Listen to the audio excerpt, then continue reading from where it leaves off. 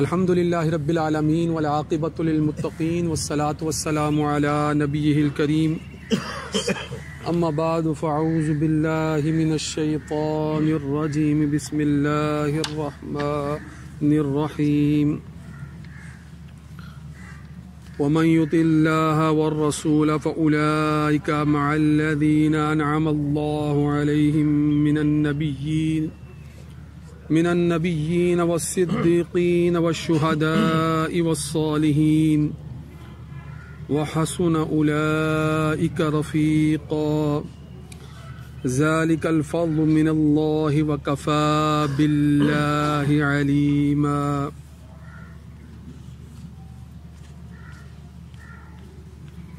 وقال النبي صلى الله عليه وآله وسلم عن ابن عمر عن رسول الله صلى الله عليه وآله وسلم قال لأبي بكر أنت صاحبي في الغار وصاحبي على الحوض. وقال الله تبارك وتعالى إن الله وملائكته يصلون على النبي يا أيها الذين آمنوا صلوا عليه وسلموا تسليما. اللهم صل على سيدنا ومولانا محمد وعلى آل وأصحاب سيدنا ومولانا محمد وبارك وسلم عليه. سامعین محترم، پچھلے جمعۃ المبارک کو میں نے آپ کے سامنے سورہ فاتحہ کی آیت صراط الذین انعمت علیہم کی وضاحت میں جو اللہ رب العزت کا فرمان عالی شان ہے، جو سورہ نساء کی آیت ہے، جس کے ضمن میں انبیاء، صدیقین، شہداء اور صالحین، جن کو انعام یافتہ افراد کہا گیا ہے، منعمین کہا گیا ہے، انعام یافتہ افراد کہا گیا ہے، ان انعام یافتہ افراد یا ان انعام یافتہ لوگوں کی صحبت میں، ان کی رفاقت میں، ان کی معیت میں کون لوگ ہوں گے؟ وہ لوگ ہوں گے جو اللہ اور اللہ کے رسول کے فرما بردار ہوں گے. وَمَن يُطِعِ اللَّهَ وَالرَّسُولَ، یعنی جو اللہ اور اللہ کے رسول کے فرما بردار ہوں گے، وہی لوگ ان لوگوں کے ساتھ ہوں گے. اولئک مع الذین، ان لوگوں کے ساتھ ہوں گے جن کے پر اللہ رب العزت نے انعام فرمایا ہے. انعم اللہ من النبیین، وہ نبیین میں سے ہیں، وہ صدیقین میں سے ہیں، وہ شہداء میں سے ہیں، وہ صالحین میں سے ہیں. اور پچھلے جمعۃ المبارک کو میں نے آپ کے سامنے ان اصطلاحوں کی تھوڑی سی وضاحت بھی کی تھی. اس وضاحت سے پہلے یہ بات سمجھ لیجئے گا کہ حضرت سعید بن جبیر رضی اللہ تعالی عنہ بڑے برگزیدہ صحابی ہیں. وہ فرماتے ہیں کہ ایک دن ایک انصار صحابہ میں سے ایک فرد آپ صلی اللہ علیہ وآلہ وسلم کی خدمت میں حاضر ہوا اور اس کی حالت غمگین تھی، وہ غمگین حالت میں تھا. آپ صلی اللہ علیہ وآلہ وسلم نے جب ان کی یہ حالت دیکھی تو ان سے دریافت کیا کہ کیا معاملہ ہے، آپ اس قدر غمگین کیوں ہیں؟ تو وہ فرمانے لگے کہ ہم روزمرہ کی زندگی میں آپ کو دیکھتے رہتے ہیں، آپ ہمارے درمیان ہوتے ہیں، آپ کو دیکھتے رہتے ہیں، آپ کے دیدار سے فیض یاب ہوتے رہتے ہیں، اور اپنی ہر طرح کی ضرورت آپ سے جو ہے وہ تقاضا کر کے اس کے متعلق سوال کر لیتے ہیں. جب آپ ہمارے درمیان نہیں ہوں گے آخرت کے وقت، اس دور کے متعلق جب تصور کرتا ہوں تو یہ بات ذہن میں آتی ہے کہ آپ تو اللہ کے برگزیدہ نبی ہیں، آپ کے درجات تو بڑے بلند ہوں گے، آپ بڑے عالی عہدے اور منصب پر فائز ہیں، لہٰذا ہم وہاں آپ کے دیدار سے فیض یاب نہیں ہو سکیں گے، یا وہاں ہم آپ سے اس طرح جس طرح کے یہاں پر اس دنیاوی زندگی کے اندر ہم آپ سے ملاقات کرتے ہیں، آپ کے ارد گرد آگے پیچھے جو ہے وہ مختلف معاملات کی وجہ سے جو ہے وہ موجود رہتے ہیں، تو آپ کی جب جنت میں آپ اعلیٰ درجوں پر فائز ہوں گے، اعلیٰ مقامات پر فائز ہوں گے، تو ہم تو آپ سے ملاقات بھی نہیں کر سکیں گے۔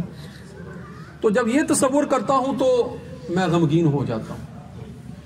تو ابھی آپ صلی اللہ علیہ وآلہ وسلم نے ان صحابی کا یہ جو خدشہ تھا، اس کو سننے کے بعد ابھی آپ نے کوئی جواب نہیں دیا تھا کہ اللہ رب العزت کی طرف سے یہ آیت نازل ہو گئی کہ وَمَن يُطِعِ اللَّهَ وَالرَّسُولَ، کہ جو اللہ اور اللہ کے رسول کی اطاعت کرے گا تو وہ ان لوگوں کے ساتھ ہوگا جن پر اللہ تعالیٰ نے اپنا انعام فرمایا ہے۔ اب یہاں پر یہ بات سمجھنی چاہیے کہ جنت کے اندر یقیناً انبیاء، صدیقین، شہداء اور صالحین کے مرتبے بلند ہوں گے۔ یقیناً ان کے مرتبوں کو نظری اعتبار سے، علمی اعتبار سے، فکری اعتبار سے، ظاہری اعتبار سے، ہر اعتبار سے جو ہے وہ فضیلت حاصل ہوگی، مگر یہ بات ذہن میں رکھیے گا کہ یہ فضیلت اس بات میں رکاوٹ نہیں ہوگی کہ اس فضیلت کی وجہ سے انبیاء، صدیقین، شہداء یا صالحین کی معیت نہ حاصل ہو سکے، یہ اس بات میں رکاوٹ نہیں ہوگی۔ اور جب معیت حاصل ہوگی جن افراد کو، تو وہ ان کے دیدار سے، ان سے ملاقات سے اور ان کے معاملات میں ان کے ساتھ جو ہے وہ معیت میں نظر آئیں گے، موجود ہوں گے۔ تو اس لیے یہ اشکال تو نہیں پیدا ہونا چاہیے کہ جب اللہ رب العزت خود فرما رہے ہیں کہ وہ ان کے ساتھ ہوں گے، اور ان کے ساتھ کے حصول کے لیے جو اس دنیا کے حوالے سے، دنیاوی زندگی کے حوالے سے ہماری بنیادی ضرورت بن جاتی ہے، وہ یہی ہے کہ ہم پھر ان افراد کی معیت کے دنیا میں بھی طلبگار ہیں، دنیا میں بھی ان کی رفاقت کے طلبگار ہیں، اور جس قدر ممکن ہو سکے ایسے افراد، مثلا جب ہم یہ وضاحت کرتے ہیں کہ انبیاء کے متعلق تو واضح ہے کہ یہ سب سے اعلیٰ مرتبہ والے افراد ہیں اور یہ اللہ کے منتخب کردہ ہیں۔ کوئی فرد اپنی کوشش یا اپنی محنت یا مشاہدہ یا مجاہدہ یا ریاضت سے اس مرتبے پر فائز نہیں ہو سکتا، یہ خالص وہبی منصب ہوتا ہے جو اللہ رب العزت کا انتخاب ہوتا ہے، یہ کسی فرد کے ہاتھ میں نہیں ہے کہ وہ اس منصب تک جو ہے وہ پہنچ سکے۔ لہذا یہ تو اللہ ہی کی عنایت ہے کہ جس کو اس منصب سے سرفراز فرما دے۔ تو نبوت کا منصب واضح ہے، یہ وحی الہی کے ساتھ جڑا ہوا ہے کہ اللہ رب العزت جن پر خاص کرم فرماتا ہے ان کی طرف اپنی وحی بھیجتا ہے، اور اس کے ساتھ ساتھ ان کی زندگی کو بھی پاکیزہ، منزہ، مطہر، ہر عیوب سے پاک، ہر گناہ سے پاک بناتا ہے۔ جب ایسی زندگی والے افراد اللہ کی وحی سے جڑے ہوتے ہیں تو ان کا فریضہ جو ہے وہ بنی نوع انسانی کی ہدایت ہوتا ہے، اور وہ اس فریضے کو انجام دینے کے لیے دنیا میں دعوت و تبلیغ کے حوالے سے خصوصی اقدامات اختیار کرتے ہیں۔ اور جب لوگ ان پر عام حالت میں یقین نہیں کرتے ہیں تو اللہ رب العزت انبیاء کو معجزات عطا فرماتے ہیں جو کہ ان کی نبوت کی صداقت کی دلیل ہوتے ہیں۔ مگر جب انبیاء کی دعوت کو سننے والے وہ افراد جو بغیر کسی دلیل کے، بغیر کسی مطالبے کے، بغیر کسی ایسی وضاحت کے کہ جو ان کو شک و شبہ میں مبتلا کرتی ہے، شک و شبہ سے بالا تر ہو کر نبی کی رسالت کی صداقت کا اعلان کرتے ہیں، وہ مرتبہ صدیقیت پر فائز ہو جاتے ہیں، وہ مرتبہ صدیقیت پر فائز ہوتے ہیں۔ تو صدیقین وہ افراد ہیں جو نبی کی، جو رسول کی ہر طرح سے تصدیق کرتے ہیں، ان کے حکم پر کوئی سوال نہیں کرتے ہیں۔ وہ افراد جو نبی یا رسول کی طرف سے کوئی حکم آ گیا، کوئی بات آ گئی، تو اس کے عقلی یا حکمت والے پہلوؤں پر سوال نہیں کرتے ہیں کہ اگر میں یہ کروں تو یہ ہوگا اور اگر نہ کریں تو یہ ہوگا۔ وہ اپنا مشورہ اس کے اندر شامل نہیں کرتے۔ جب رسول یا نبی کی طرف سے کوئی حکم آ جاتا ہے تو وہ من و عن اس کی تصدیق کرتے ہیں اور اس کے مطابق عمل کرتے ہیں۔ یہ صدیق ہے۔ صحابہ رضوان اللہ علیہم اجمعین جو ہیں ان کے اندر یہ وصف پایا جاتا ہے، مگر سب سے اعلیٰ حیثیت کے ساتھ اگر کسی فرد کا نام لیا جاتا ہے تو وہ حضرت سیدنا ابو بکر صدیق رضی اللہ تعالی عنہ ہیں، جن کو صدیق اکبر کہا گیا ہے۔ اور یہ اس وجہ سے کہ بارہا مقامات پر آپ صلی اللہ علیہ وآلہ وسلم نے خود آپ کو صدیق فرمایا ہے۔ آپ صلی اللہ علیہ وآلہ وسلم نے ایک موقع پر خود فرمایا ہے کہ آپ میرے غار کے ساتھی ہیں اور اسی طرح حوض کوثر پر بھی میرے ساتھ ہوں گے، حضرت صدیق اکبر کے متعلق۔ پھر اسی طرح آپ صلی اللہ علیہ وآلہ وسلم حضرت صدیق اکبر کے متعلق جو ہے وہ فرماتے ہیں کہ اگر کسی ایک فرد کہ جس کا میں حق یا احسان یا جس کے جو ہے وہ معاملات کو اس دنیا کے اندر میں پورا نہیں کر سکا یا کیا تو وہ حضرت صدیق اکبر ہے۔ اس لیے آپ صلی اللہ علیہ وآلہ وسلم کی طرف سے جو بارہا آپ کے صادق ہونے کی صراحت ملتی ہے تو اسی وجہ سے آپ کو جو ہے وہ امت بالاجماع جو ہے وہ صدیق اکبر کے طور پر جو ہے وہ جانتی ہے۔ شہداء کون افراد ہیں؟ شہداء وہ افراد ہیں کہ جو حق اور صداقت کا اعلان اپنی جان دے کر کرتے ہیں، اللہ کی راہ میں اپنی جان دے کر حق اور صداقت پر کامل طور پر